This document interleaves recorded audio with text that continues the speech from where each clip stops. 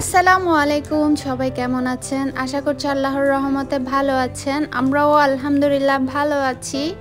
তবে এখনও অস্থিরতা কমেনি। এই কয়েকদিন যে বাংলাদেশের পরিস্থিতি দেখতে দেখতে একটা বুকের ভিতরে একটা অস্থিরতা শুরু হয়ে গেছে, সেটা এখনও থামছে না।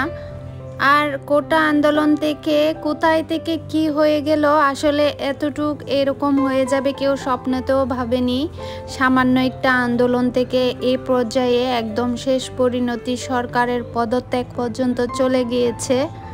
আর সরকার নিজের ভুলের কারণেই তার পদত্যাগ করতে বাধ্য হয়েছে। সে যদি প্রথমে ছাত্রদের গায়ে হাত না দিত, আপোষে বসতো, তাহলে এতটুক ঘটনা এত পর্যায়ে যেত না, এত দূর এগোতো না। আসলে রাখে আল্লাহ মারেকে যে কথাটা আছে সেটাই হয়েছে। আল্লাহর রিজিক থেকে নিয়ে নিয়েছে, তাই চলে গিয়েছে। যেরকমই হবে হোক, একটা ইস্যু ধরে রাজত্বটা নিয়ে নিয়েছে। পলকে ফকির পলকেই বাদশা, কথাটা আবারও প্রমাণ হয়েছে।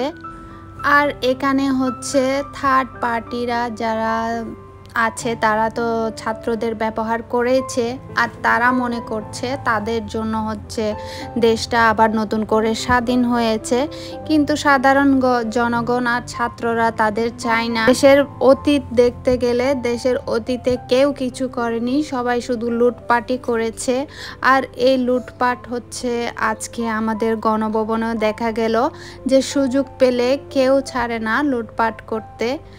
সেটা দেশের রাজাই হোক কিংবা দেশের জনগণই হোক, সুযোগের অপেক্ষায় থাকে সবাই। আর দেশের রাজার পদত্যাগের সাথে সাথেই শুরু হয়ে গিয়েছে ধর্মাবলম্বীদের মন্দিরে অত্যাচার। আসলে এখানে যতটুকু হয় না ততটুকু গুজব চড়ানো হয়। আর গুজবে তো বাংলাদেশের মানুষ তো হুজুগে বাঙালি, যেটা একটা আর হুজুগে বাঙালি বলে কথা। আর আল্লাহ যদি না চায় কখনোই হতো না। তো আল্লাহ যেহেতু চেয়েছেন, একটা ইস্যুর মাধ্যমে হলেও ওনাকে দেশ থেকে পদত্যাগ গ্রহণ করার মতো ওরকম পরিস্থিতি সৃষ্টি হয়ে গিয়েছে। আর একটা সংবাদ নিউজ দেখলে ওই মায়াটা লাগে না সরকারের জন্য। যখন একটু মায়া লাগে, এত বছর ছিল তারপরেও তো আমাদের সরকার, যখন মনে হয় সে চলে গিয়েছে দেশ ছেড়ে, একটু মায়া যখন লাগে, তখন আবার ছাত্রদের ভিডিওগুলা দেখলে, পুলিশদের অত্যাচারগুলা দেখলে মনের ভিতর ঘৃণাটা চলে আসে। আর আমার কথা বলতে বলতে আমার ভিডিও প্রসঙ্গে আসি। রাতে আমি একদম কিচেনটা একদম ডিপ ক্লিন করে দিই। তো আমি রাতে ঘুমানোর আগে খাওয়া দাওয়ার পর সব কিছু ওয়াশ করে, আমার বেসিনটা পরিষ্কার করে, চুলাটা পরিষ্কার করে কিভাবে কিচেনটা ক্লিন করি সেটাই আজকে শেয়ার করব। আর এভাবে কিচেনটা ক্লিন করে রাখলে সকালে উঠে একদম কষ্ট হয় না। আর তেলে পোকা, বিভিন্ন ধরনের জার্ম সব কিছু থেকে কিচেনটা থাকে, ক্লিন থাকে, মুক্ত থাকে। আর কিভাবে কিচেনটা ক্লিন করবেন সেটাই আমি আপনাদের কাছে আজকে শেয়ার করব।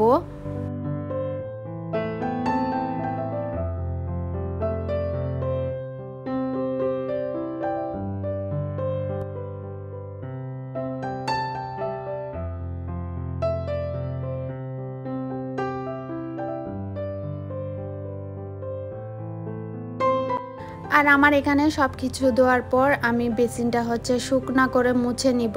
আর বেসিনটাকে একদম শুকনা করে মুছে নিব, চারপাশটায় মুছে নিব একদম সব কিছু, কোনায় কোনায় যাতে পানি জমে না থাকে। তো রাতের বেলায় পানি জমে থাকতে থাকতে এখানে এর সমস্যা হতে পারে, তাই কোথাও পানি জমতে দেওয়া যাবে না, জমিয়ে রাখা দিতে যাবে না। আর আমরা যে স্পঞ্জ আর তারের জালিটা ইউজ করি ওগুলাও ভালো করে ওয়াশ করতে হবে। আমার আগের একটা স্পঞ্জ ছিল, ওটা ফেলে দিয়েছি। তো আমি যেটাতে ওগুলা জালিটা রাখি ওগুলাও ধুয়ে নিই। তো আমি এমনি একটা সামান্য ন্যাপকিন নিয়েছি। আর একটা ন্যাপকিন বেশি দিন ব্যবহার করা ভালো না, তো যেহেতু এটা দিয়ে সবসময় তেল মোছা হয়। আর আমাদের সবার বেসিনের পাশে এরকম একটা রেক আছে পানি জড়ানোর জন্য। তা আমি সবসময় এটার রেকটা আগে পানিগুলা ফেলে দিই, ধোয়ার পর সব কিছু ধোয়ার পর পানিগুলা ফেলে দিই আর এটার আশেপাশের পানিগুলা মুছে ফেলি। আর আমি অনেক রেকে দেখেছি অটোমেটিক পানি ঝরার একটু সিস্টেম আছে, তো আমার এটাতে ওই সিস্টেমটা নেই, তাই আমি এভাবেই পানিগুলা ফেলে এভাবে পানি ঝরিয়ে অ্যাঙ্গেল করে রাখি যাতে সব জায়গাটা শুকনো হয়ে যায়। র্যাক প্লাস র্যাকের নিচে যে ফ্লোরটা আছে ওটাও শুকনো থাকে। তো আমি ঠিক এভাবে অ্যাঙ্গেল করে রাখি, আপনারা দেখলে বুঝতে পারবেন। তো আমি আগে পানিগুলা ফেলে দিয়ে তারপর এভাবে অ্যাঙ্গেল করে রাখি। তো আপনারাও এভাবে রাখার চেষ্টা করবেন, যেহেতু পানি জমে থাকলে ভালো লাগে না, এটা স্লিপি হয়ে যায় আর সহজে ময়লা হয়ে যায়। আর চুলা ক্লিনের হচ্ছে আমি ক্লিনজার দিয়ে চুলাটা অবশ্যই মুছে ফেলি, যেহেতু ডাল রান্না করলে মাছ ভাজলে, আজকে তো আমি মাছ ভেজেছি তাই অনেক তেল ছিটকে পড়েছে। আর এভাবে হচ্ছে চুলাটার চারপাশে এভাবে স্প্রে করে দিয়ে পরিষ্কার করে নিই। আর ভিডিওর এ পর্যায়ে যদি কেউ এসে থাকেন প্লিজ লাইক দিয়ে ভিডিওটা কন্টিনিউ করবেন। আর নতুন কেউ আমার ভিডিওটি দেখে থাকলে চ্যানেলটি সাবস্ক্রাইব করে পাশে থাকতে পারেন। আর এভাবে সবসময় চুলাটা হচ্ছে পরিষ্কার করে রাখবেন। চুলার জন্য একটা স্প্রে নিতে পারেন, যেটা বার্নার স্প্রে, এটাতে তেল চিটচিটে ভাবগুলো সহজেই চলে যায়। আর আমি আগের ভিডিওতে দেখিয়েছিলাম ডিপ ক্লিন করার জন্য একটা বানিয়েছিলাম, স্প্রে বানিয়েছিলাম, ঘরোয়া স্প্রে, ওটাও অনেক কাজের। তো যেহেতু ওটা সব সময় বানানো পসিবল না, আর ওটা একদম ডিপ ক্লিন করতে আপনারা ট্রাই করতে পারেন। তো এটা হচ্ছে একদম ইজি, রাতের বেলায় একটু স্প্রে করে দিয়ে মুছে ফেললেই হয়। আর একটা স্প্রে অনেক দিন পর্যন্ত যায়। আসলে এই সংসারের জিনিসগুলা মেয়েদের থেকেই নিতে হয়, কারণ আমরা মেয়েরাই কিচেনের কাজগুলা করি আর আমাদের কাজের সহজ করার জন্য আমাদেরকেই নিতে হয়। ছেলেরা এগুলা বুঝে না আর ওরা কখনোই গুরুত্ব দিবে না। তো আমরা যদি চাই একটা স্প্রে নিয়েই নিতে পারি, তো অনেক সময় ছেলেরা এগুলাকে গুরুত্ব দিতে চায়।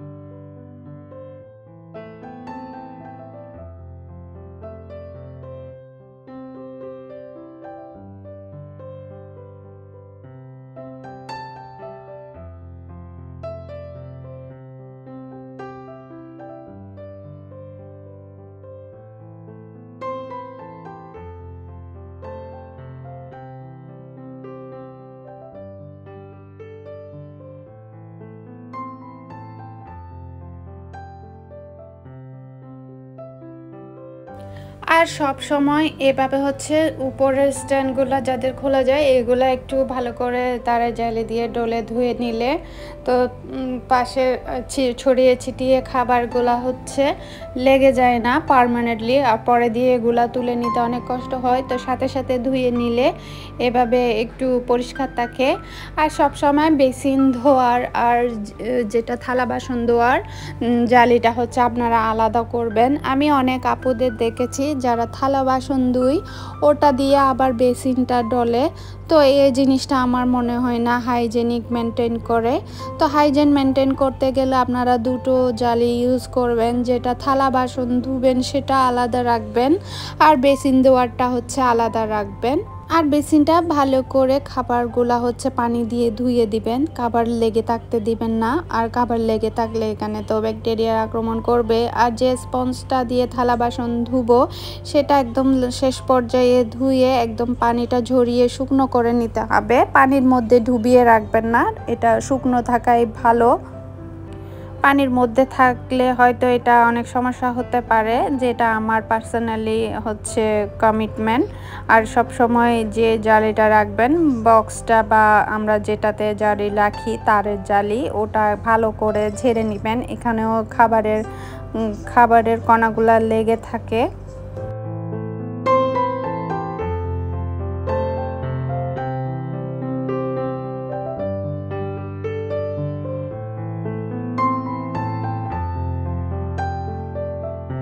আর শেষ পর্যায়ে এসে লবণ দিয়ে একটু গরম পানি ঢালার চেষ্টা করবেন প্রতিদিন, এতে করে হচ্ছে বেসিনও পরিষ্কার থাকে, ভালো থাকে, জীবাণুমুক্ত থাকে আর নালাটাও হচ্ছে নিয়ে থাকে, ককরোচের উপদ্রব থেকে আপনার রক্ষা পাবে।